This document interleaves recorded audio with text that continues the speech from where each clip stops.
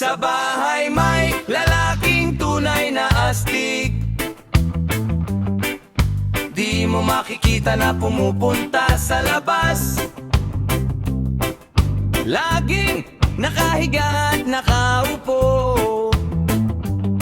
Sa kanyang kamay hawak ang cellphone, scrolling TikTok, YouTube at kung ano-ano. Ang tamad na Junjun, yan ang kanyang pangalan. Sa kanyang mundo, walang pakialam.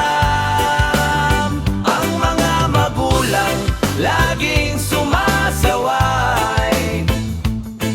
Oy Junjun, bangon na, dami mong aayusin. Minsan, pupunta sa kanyang barkada, maglalaro, mag-scatter pa, di alintana. Pag uwi sa bahay, diretso sa mesa.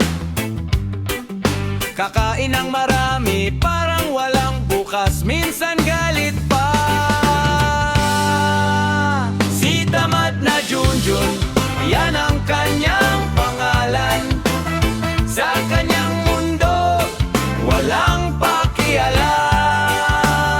Ang mga magulang, laging sumasaway. Hoy Junjun, bangon na, dami mong aayusin. Minsan kapag nasisita, napapagalitan, ang kilay niyan bigla pang sisingkitan.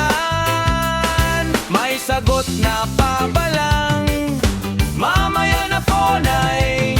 Pero sa totoo lang, wala siyang balak kumilos ngayon o kailanman. Ang tamad na Junjun, yan ang kanyang pangalan. Sa kanyang mundo, walang pakialam. Ang mga magulang, laging sumasaway.